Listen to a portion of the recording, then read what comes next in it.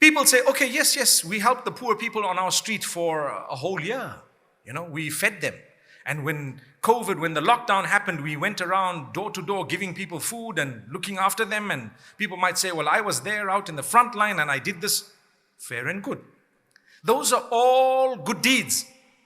But hang on, Allah says the most loved deeds to me are which deeds?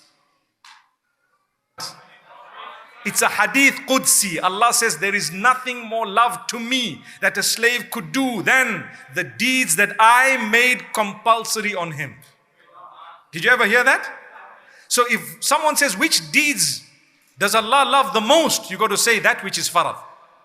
If he didn't love it, he wouldn't have made it farad. So what is it? Your salah, that which is compulsory, just the compulsory bit of it to begin with, and then you expand on it. Allah says that I love the most. So yes, it's good to help everyone. It's good to be on the front line. It's definitely something encouraged and taught in Islam. It's something that you must be doing, and yes, you will definitely be rewarded for it. But you need to know, don't lack in that which Allah loves the most. That's your prayer.